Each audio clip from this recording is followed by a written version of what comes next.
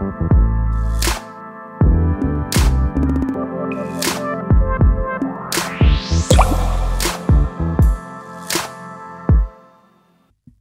Aleichem, Baruch Hashem, on a le souhait de continuer le jardin des louanges. On est déjà dans le 4e shiur, grâce à Dieu. Et donc on commence avec le chapitre « Un peuple entêté à la nuque raide ».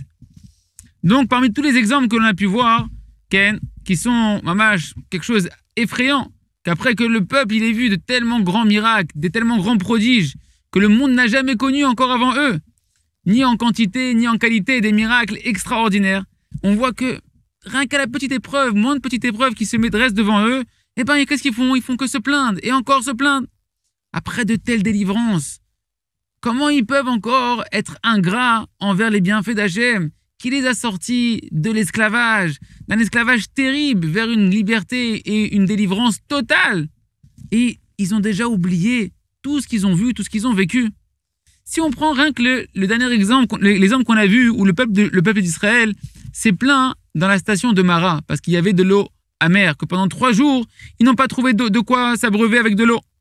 Et pourtant, si on réfléchit un petit peu, cette épreuve-là, elle est arrivée après quelque chose d'extraordinaire, après tous les miracles extraordinaires des 10 plaies en Égypte, après l'ouverture de la mer Rouge, des miracles extraordinaires, que Hamash, ils ont vu devant eux l'empire, le plus grand empire de l'époque de l'Égypte, s'effondrer devant eux. Et malgré tous ces miracles, toutes ces merveilles d'Akadosh Baruch Hu, desquelles ils ont été témoins de leurs yeux, Ken, ils ont malgré tout continué à se plaindre devant la difficulté. Et sur ça, le verset nous dit là-bas, dans le chapitre numéro 15, Sham samlo chok mishpat vesham nisaou. Là-bas, Hachem, il leur a mis une loi et un jugement, et là-bas, Hachem, il les a mis à l'épreuve. Rashi Akadosh, il vient sur ce verset-là, il nous éclaire, c'est quoi que Hachem, il les a mis à l'épreuve, dans l'épreuve de l'eau amère. Il nous dit, là-bas, le peuple, eh ben, Akadosh Baruch Hu, il a dévoilé combien il était entêté, combien ils ont une nuque raide, qui n'ont pas su se tourner vers Moshe Rabbeinu avec un bon langage, avec des paroles agréables. Comment ils auraient dû parler à Moshe Rabbeinu? Au lieu de se plaindre, comme on a vu dans les cours précédents, ils auraient dû dire à Moshe Rabbeinu, Moshe, prie pour nous, et éveille la miséricorde divine, qu'on puisse avoir de quoi boire pour nous et nos enfants. Mais non, ils ne sont pas adressés correctement à Moshe, au contraire, ils se sont plaints, et ils ont renié la bonté d'Akadosh Baruch Hu et les bienfaits de Moshe. Qu'est-ce qu'il nous apprend ici, Rashi Akadosh? Il nous apprend que si en réalité le peuple il avait demandé avec un bon langage, d'une bonne manière à Moshe Rabbeinu, que Moshe se mette à prier pour eux, pour éveiller la miséricorde d'Akadosh Baruch Hu, alors il n'y aurait eu aucun problème dans leur démarche, il n'y aurait eu aucun défaut. C'est seulement parce qu'ils sont venus en se plaignant, en pleurnichant, qu'ils ont montré en réalité qu'ils étaient enfoncés dans le défaut de l'ingratitude, de la kfiyut tova, et qu'ils avaient une nuque raide. C'est ça qu'on leur a reproché.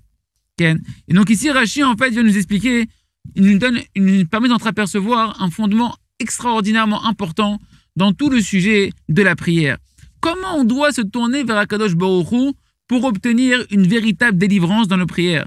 On apprend ici, en réalité, comment jouer sur le fin chemin, le chemin très fin, très subtil, qui va faire la différence entre une demande où on demande la miséricorde à Akadosh Baruch Hu, un cadeau gratuit à Akadosh Baruch Hu, que ça, mamash, c'est une prière extraordinaire qu'Hachem, il attend ces prières-là, et elles font des miracles.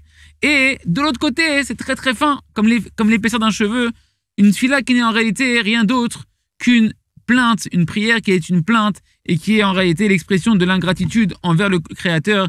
Et ça, mamash, Akadosh Baruch Hu, il haït ce genre de prière.